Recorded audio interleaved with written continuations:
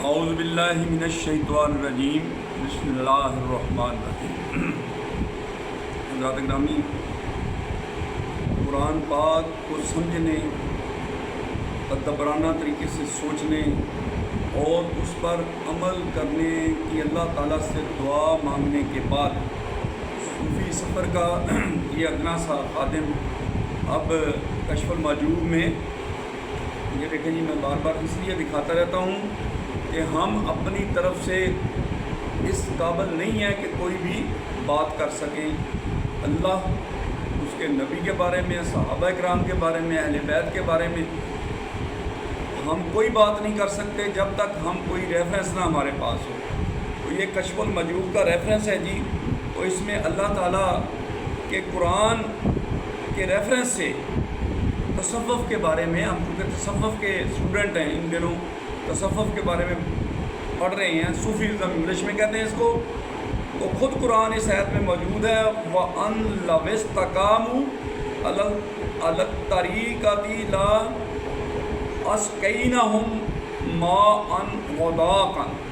ترجمہ اس کا یہ ہے، یعنی اگر وہ طریقت تصوف پر قائم رہے تو ہم ان کو خاص پانی یعنی روحانیت سے سیراب کر دیں گے۔ نیز رسول اللہ صلی اللہ علیہ وسلم نے فرمایا الفقر فخری، فقر میرا فخر ہے، آئی پراؤڈ آف دا فقر، یعنی تصوف پہ نبی پاک صلی اللہ علیہ وسلم کو پراؤڈ تھا، فخر تھا۔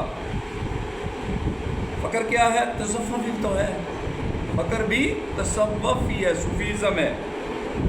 نیز حضور پاک صلی اللہ علیہ وسلم نے فرمایا الفقر وطن شعیب، فقر وطن الغیب، الفقر وطن الغیب، فقر عالم غیب کا وطن ہے۔ عالم غیب جس کے بارے میں ہمیں کسی کو کچھ پتہ نہیں ہے کہ غیب میں کیا ہے، لیکن جب آپ فقر کو اڈاپٹ کرتے ہیں تو پھر وہ اس کا وطن بن جاتا ہے۔ تو آپ جب اس وطن کے مکین ہو جائیں گے تو آپ کو بھی ان چیزوں کی سمجھ آنی شروع ہو جائے گی۔ علاوہ ازیں یاد رہے کہ تصوف مشتمل ہے 4 ارکان پر: شریعت، طریقت، حقیقت اور معرفت، جس کا مطلب یہ ہے کہ شریعت ایک راستہ ہے، راستے پر چلنے کا نام طریقت ہے، اور اس راہ پر چل کر جس منزل مقصود کی رسائی حاصل ہوتی ہے اس کا نام حقیقت ہے، اور منزل مقصود پر جو اسرار و رموز بتائے جاتے ہیں ان کا نام معرفت ہے۔ حضرات گرامی، اب یہ جو ہے ہم نے جو آپ کو فارمولہ بتایا ہے قرآن پاک میں سے بھی، نبی پاک صلی اللہ علیہ وسلم کے فرمان میں سے بھی، اب ہماری یہ کوشش ہونی چاہیے، ہماری یہ اسٹرگل ہونی چاہیے کہ ہم ان کے اوپر عمل کرتے ہوئے، تصوف کے راستے پہ چلتے ہوئے یہ تمام چیزوں سے ہم بہرہ ور ہوں۔ ہمیں پتہ ہی اس وقت چلے گا جب ہم اس راستے پہ چلیں گے، تو اس کا راستہ جو ہے وہ یہ ہمارے پاس ہے۔